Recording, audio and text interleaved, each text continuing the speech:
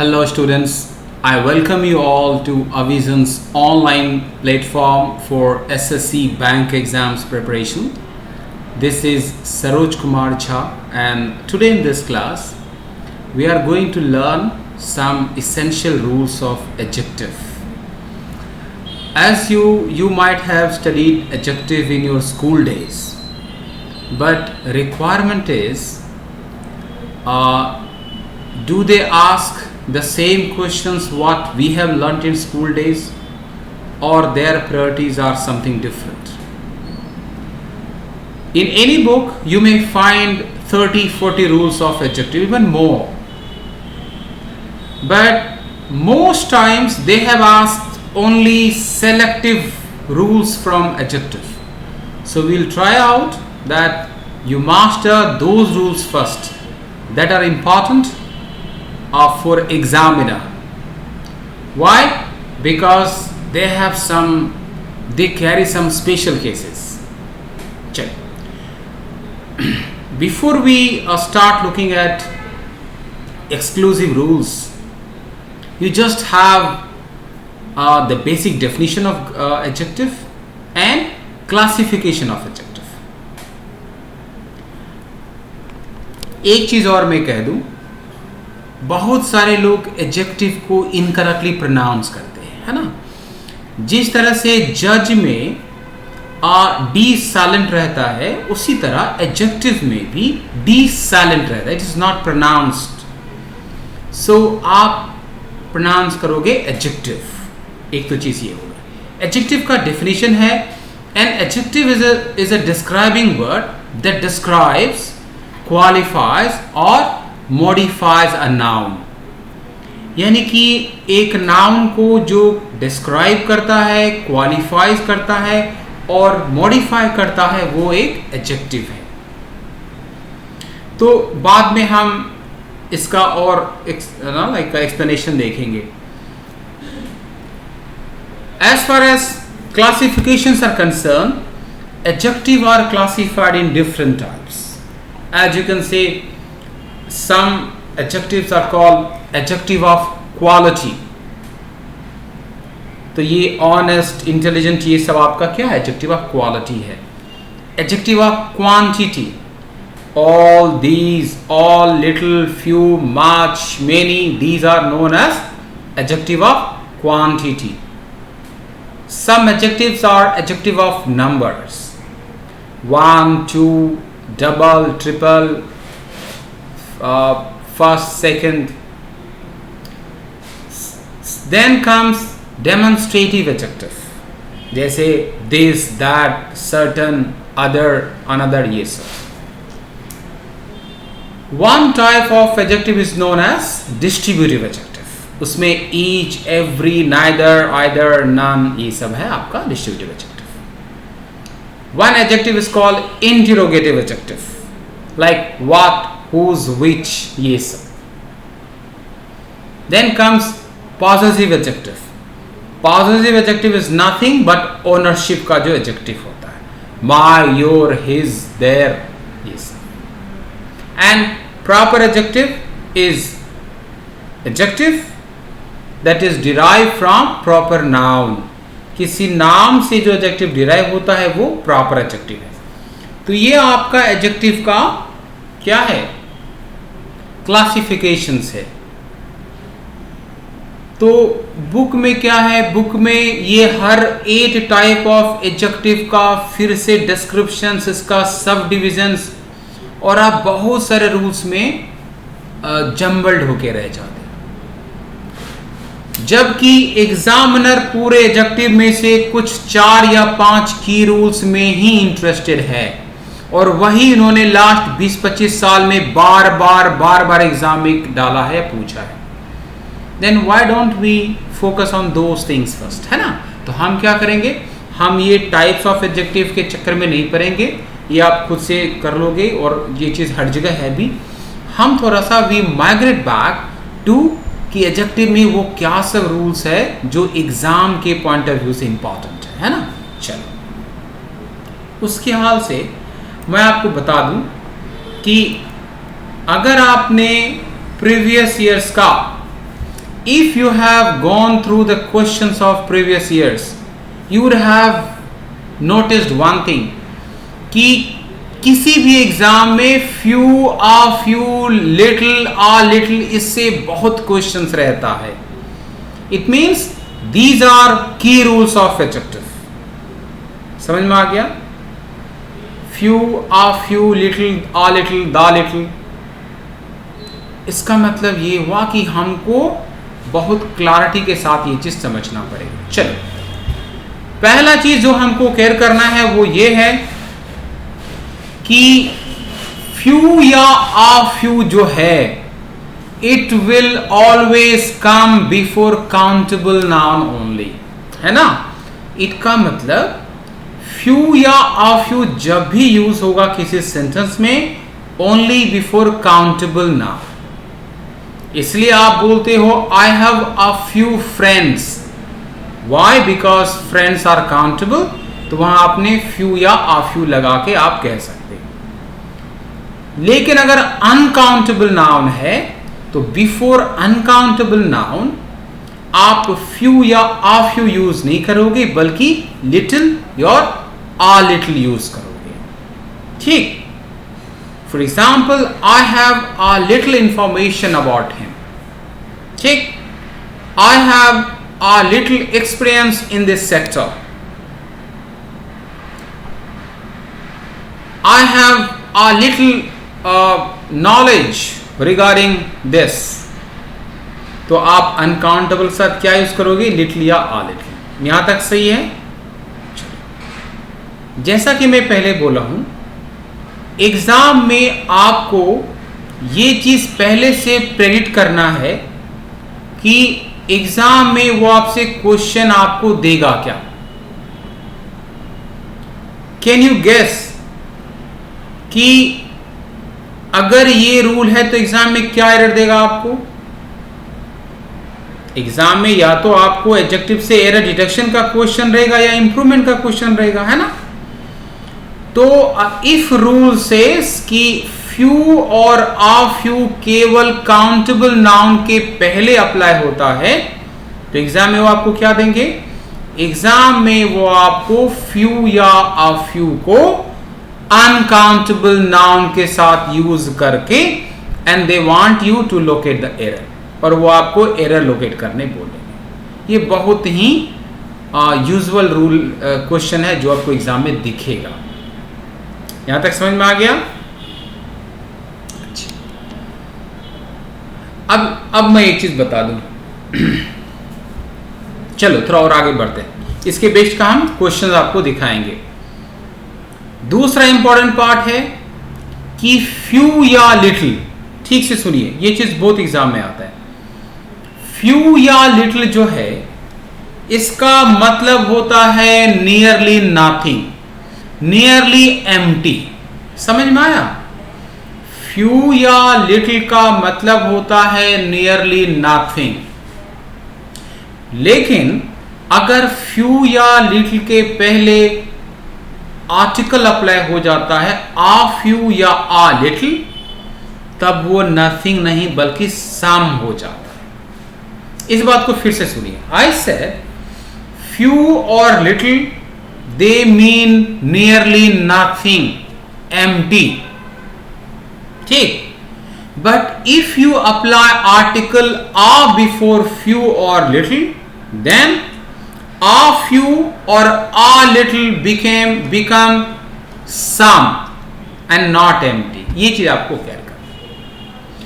तो इस रूल पे क्या आप क्वेश्चन गेस कर सकते हो? एग्जाम में क्या क्वेश्चन रहेगा, है ना. तो एग्जाम में क्या क्वेश्चन रहेगा आप गेस करो. एग्जाम में क्वेश्चन रहेगा कि जहां पे आपका सेंटेंस का जो मीनिंग है वहां पे नथिंग है, वहां पे वो आर्टिकल अप्लाई करके आ फ्यू या आ लिटिल यूज करेंगे. और जिस सेंटेंस में मुझे सम चाहिए वहां पे वो विदाउट आर्टिकल यूज करेंगे. पढ़ने सुनने में ये कुछ भी गलत नहीं लगेगा, है ना. इसका मतलब ये हुआ कि जो ही आपको फ्यू दिखे किसी क्वेश्चन में, आप बिना उसका स्टोरी पढ़े आप ये चेक करो कि यहां पे मतलब सम है या नथिंग है, तो आपका टाइम सेव होगा। समझ में आ गया? चलो इसका एक एग्जाम्पल देखिए। It says you need at least few experience to get promotion, है ना? You need at least few experience to get promotion. और इसको अगर मैं स्लैश कर दूं, इसका मतलब अगर यहां पे मैं स्लैश डाल दूं तो ये पार्ट ए हो गया, ये पार्ट बी हो गया, ये पार्ट सी हो गया और बाद में नो करेक्शन आ गया, तो आप कहां पे टिक मारोगे? आप टिक मारोगे पार्ट बी में। क्यों? बिकॉज एक्सपीरियंस जो है ये अनकाउंटेबल है और उसके साथ फ्यू एडजेक्टिव यूज किया है जो काउंटेबल एडजेक्टिव है। इसका मतलब यहां पे फ्यू इनकरेक्ट है।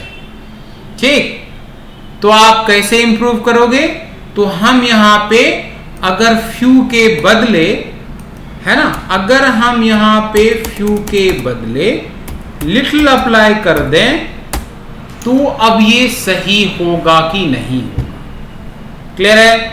तो ये सही होना चाहिए। व्हाई?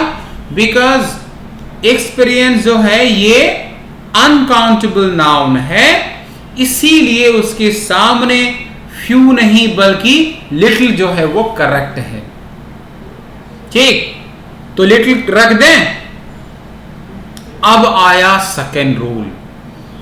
अगर हम यहां पे लिटिल अप्लाई करते हैं एडजेक्टिव, इसका मतलब होगा ना के बराबर, नियरली नथिंग। इसका मतलब ये हुआ कि आप कह रहे हो कि you need no experience at all to get promotion. क्या ये कॉन्सेप्चुअली करेक्ट है? नहीं।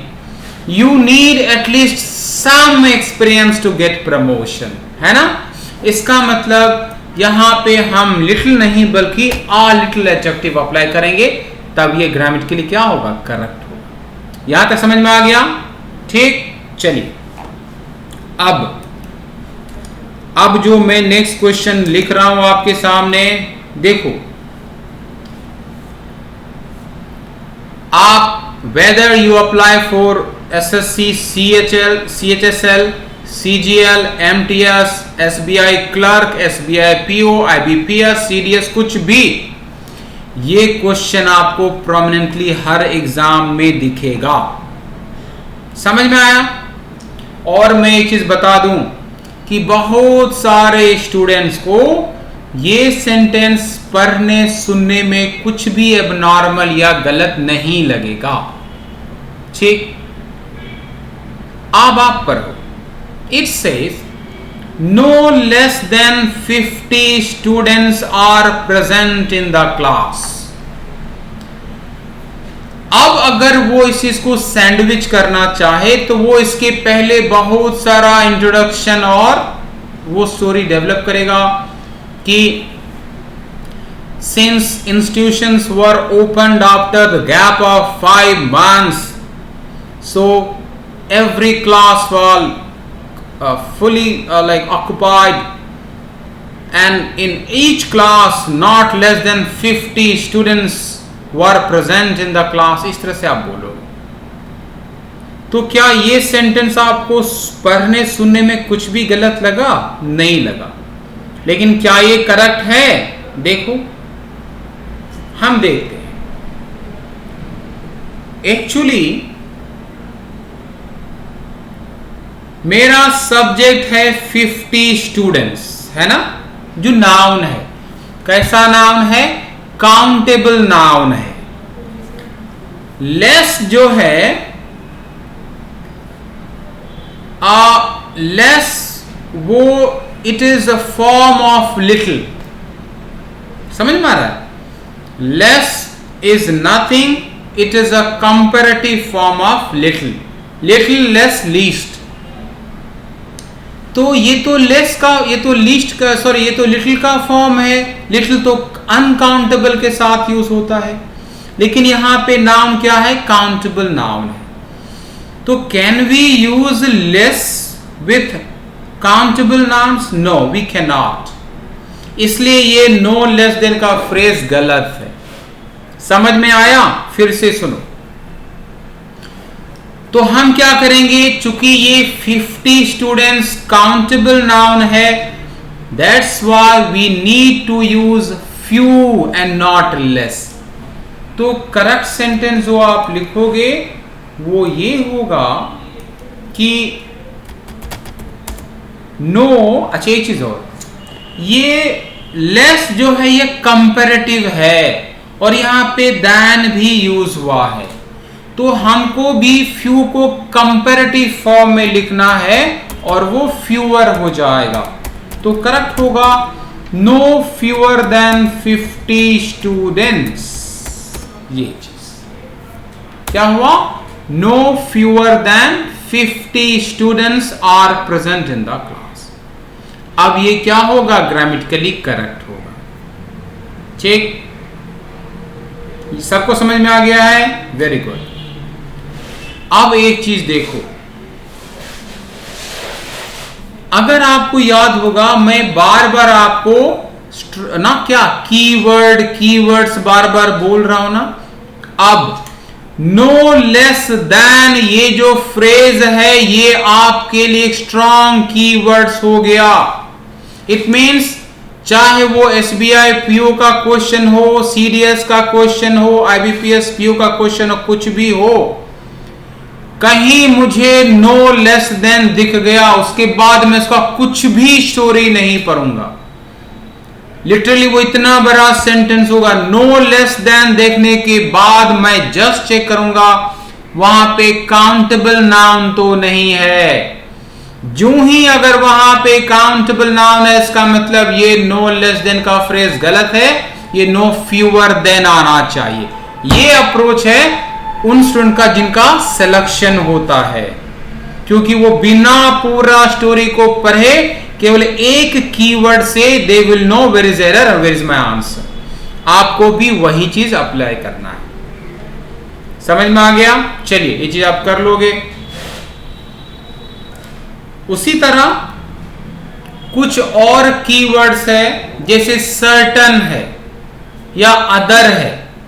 सर्टन या other, these words are always followed by plural noun। समझ में आया? लेकिन असर्टन या अनदर है, इसके बाद हमेशा सिंगुलर नाउन ही आएगा। ठीक, फिर से सुनो, सर्टन या अदर जब भी आएगा प्लूरल नाउन के साथ आएगा, लेकिन असर्टन या अनदर जब भी आएगा सिंगुलर नाउन के साथ आएगा, है ना? ये चीज है। एग्जाम में कई बार क्वेश्चन आएगा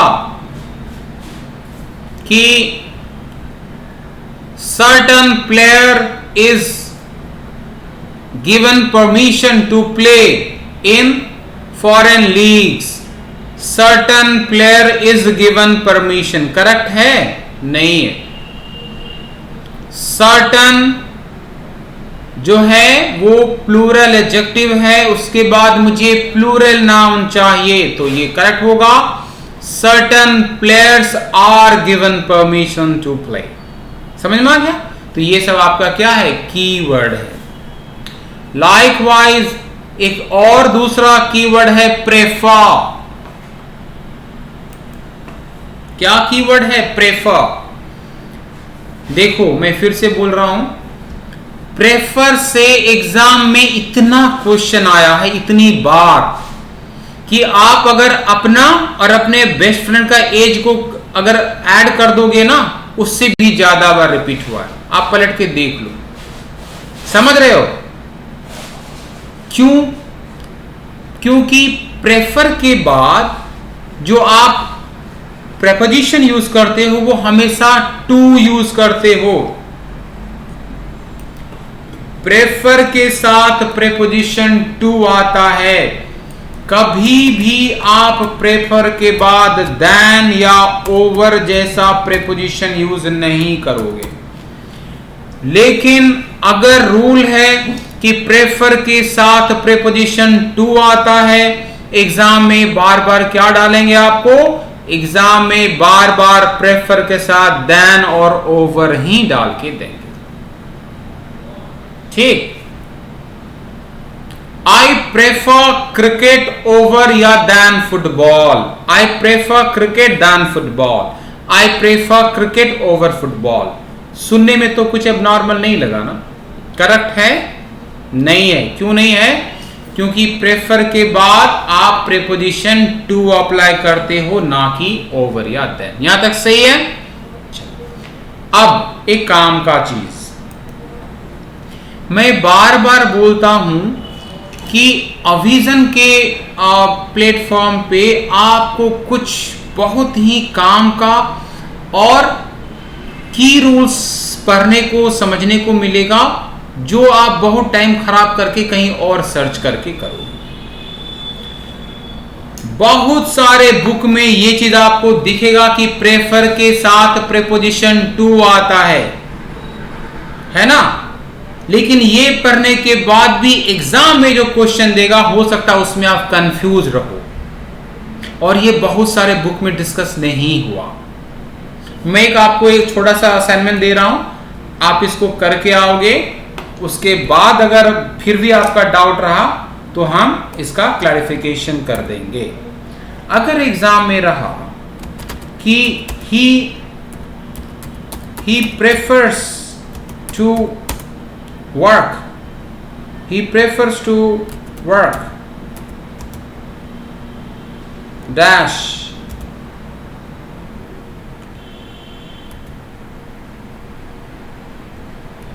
to watch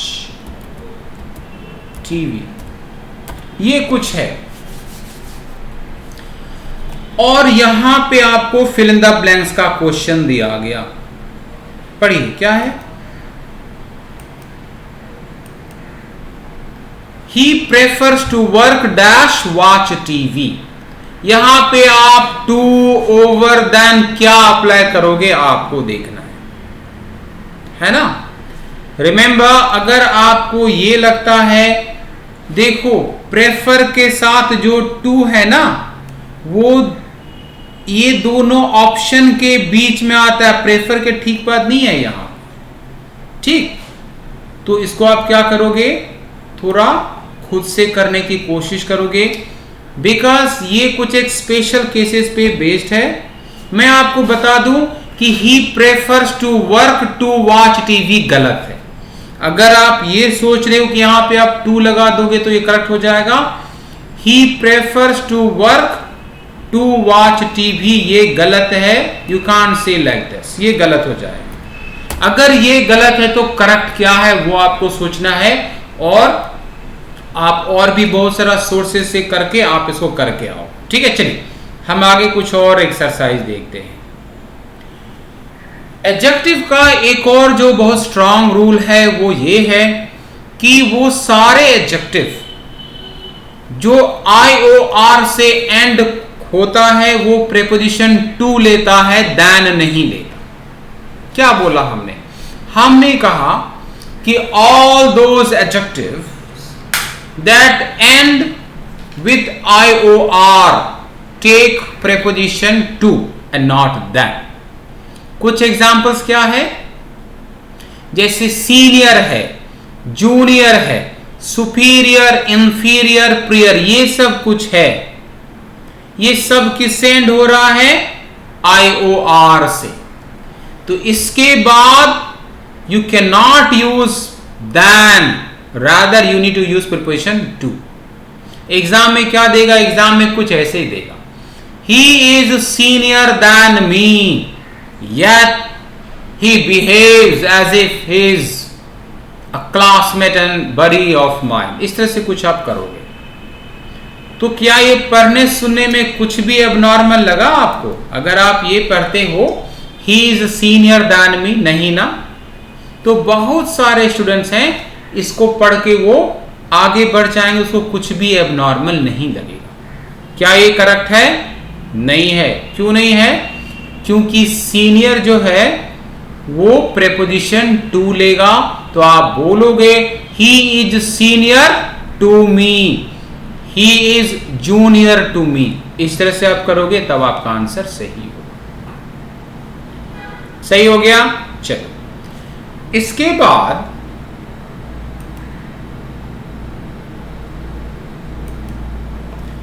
प्रेपोजिशन एडजेक्टिव का जो एक और पार्ट है वो है डिग्री ऑफ कंपैरिजंस, है ना। डिग्री ऑफ कंपैरिजन का, डिग्री ऑफ कंपैरिजन आपने स्कूल डेज में पढ़ा होगा।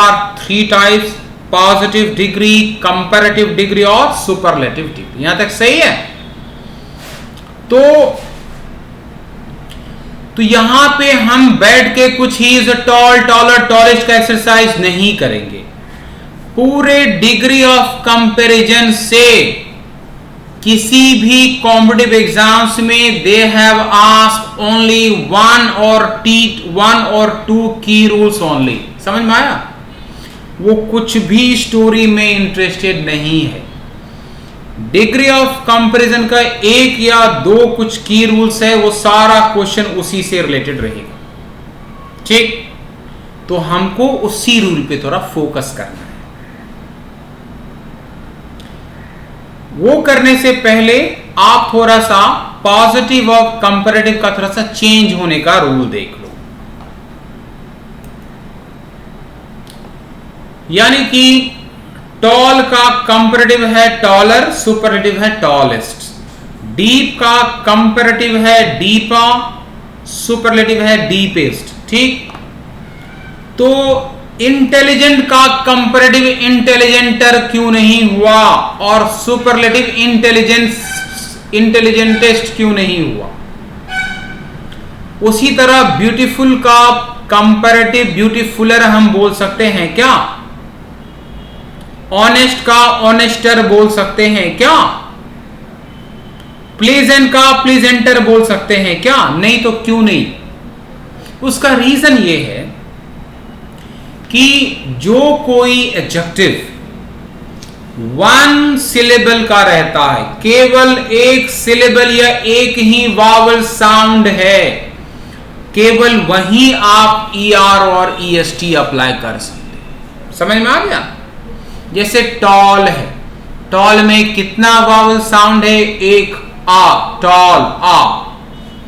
बिग है, स्मॉल है, लार्ज है, रिच है ना, कुछ भी लो, शॉर्ट है, सब में कितना वावल है, 1। तो इस सब के साथ आप ER EST लगा के फॉर्म चेंज कर सकते हैं। ठीक, लेकिन अगर किसी एडजेक्टिव में 2 या मोर देन 2 वावल साउंड या सिलेबल्स है, वहां पे आप ER या EST अप्लाई करके कंपैरेटिव सुपरलेटिव नहीं चेंज कर सकते। तो वहां पे आपको क्या करना है, वहां पे आपको कंपैरेटिव या सुपरलेटिव चेंज करने के लिए मोर या मोस्ट अप्लाई करना पड़ेगा। इसलिए इंटेलिजेंट का जो कंपैरेटिव फॉर्म है वो मोर इंटेलिजेंट और मोस्ट इंटेलिजेंट होता है। ब्यूटीफुल हो, more beautiful, most beautiful, intelligent, honest, pleasant, है ना, कॉन्फिडेंट, बहुत सारा। ये समझ में आ गया। दूसरा चीज डीप है, यहां पे 2 लेटर है लेकिन एक ही साउंड है, ई साउंड, इसलिए यहां पे हम केवल ER EST लगाएंगे। यहां तक समझ में आ गया। दूसरा चीज, वाइज से रिलेटेड क्वेश्चन एग्जाम में कई बार आता है ना। उसका रीजन है, वाइज जो है एक एक्सेप्शनल टर्म है। वाइज का 2 फॉर्म है कंपैरेटिव का। वाइज को आप वाइजर भी बोल सकते हो, मोर वाइज भी बोल सकते हो। समझ में आया क्या केस है, कहां पे आप वाइजर बोलोगे, कहां पे आप मोर वाइज बोलोगे। रूल आपको ये केयर करना है कि when you compare 2 different people, याद रखो, जब आप 2 डिफरेंट पर्सन को कंपेयर करोगे, दोनों में कौन ज्यादा वाइज है, वहां पे आप वाइजर यूज करोगे।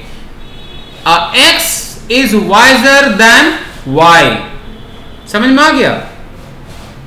X, Mister X is wiser than Mister Y, क्योंकि दो अलग अलग पर्सनालिटी है। लेकिन अगर आप एक ही पर्सन की दो क्वालिटी को कंपेयर कर रहे हो तो वहां पे आप वाइजर नहीं बल्कि मोर वाइज अप्लाई करोगे।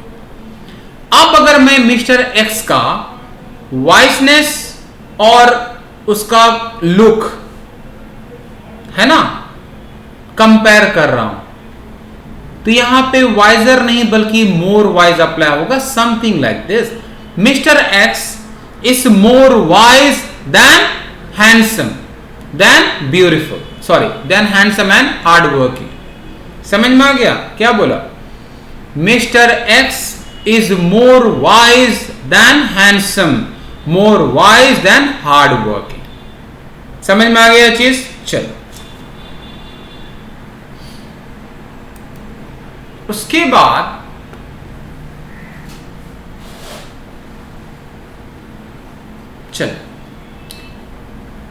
उसके बाद एक और इंपॉर्टेंट चीज, जैसा मैंने बताया कि आप कंपैरेटिव या सुपरलेटिव का रूल पढ़ोगे, रट के जाओगे, tall taller tallest blah blah blah, they are not interested, है ना, कि किसमें ER लगेगा, किसमें EST लगेगा, किसमें मोर मोस्ट लगेगा।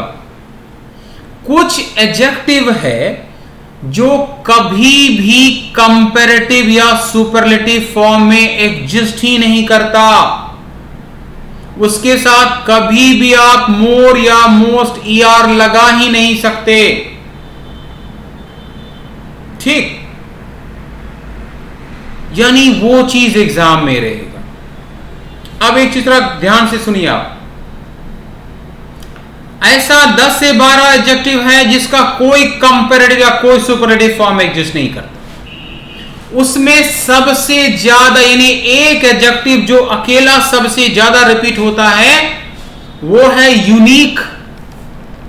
मैं बता दूं, ये मैं ऐसे नहीं बोल रहा हूं, मैंने लास्ट 25 से 30 साल का जो प्रीवियस ईयर का क्वेश्चन उसको पूरा अच्छे से प्रॉपर्ली सॉल्व किया है, गो थ्रू किया है, एनालाइज किया है। उसमें मुझे सबसे ज्यादा यूनिक दिखा रिपीट किया हुआ, यूनिक और आइडियल। यूनिक सबसे ज्यादा, उसके बाद आइडियल। लेकिन इसके अलावा कुछ एडजेक्टिव है जैसे excellent, straight, round, perfect, empty, इसके साथ कभी भी आप मोर या मोस्ट नहीं लगा सकते, है तो वो गलत है। एग्जाम में क्या करेगा? एग्जाम में वो बार बार इसके साथ मोर या मोस्ट लगा के ही आपको एक्सरसाइज देगा, सॉल्व करने बोलेगा। एक एग्जाम्पल यहां पे लिखा हुआ है, India is a more unique than many European country. यहां पे आ हटा देते हैं, India is more unique than many European country, या his performance is more excellent than his friend's performance। हो सकता है सुनने में गलत ना लगे, लेकिन आप कभी भी यूनिक या आइडियल या एक्सीलेंट के साथ मोर या मोस्ट टर्म अप्लाई नहीं करोगे, वो गलत होगा। आप सीधे बोलोगे India is a unique country, that's all, no comparative, no superlative. ये भी एग्जाम में कई बार आता है, ठीक है। अच्छा, दूसरा चीज, तो ये सब जो कुछ देखा ये आपका प्रायोरिटी बेसिस पे कुछ रूल्स है। हालांकि एक क्लास में हर चीज डिस्कस करना पॉसिबल नहीं है, इसका कुछ और इंपॉर्टेंट चीज है जो हम नेक्स्ट क्लास में डिस्कस करेंगे। उसके बाद हम नेक्स्ट क्लास में एडजेक्टिव के बेस्ड का कुछ एरर डिटेक्शन का क्वेश्चन डिस्कस करेंगे, उसमें ये सारा चीज का फिर से डिस्कस हो जाएगा, है ना। So thank you very much for your watching, keep watching our videos, keep sharing it with your friends, है ना, and we'll come up with another video very soon. Thank you very much.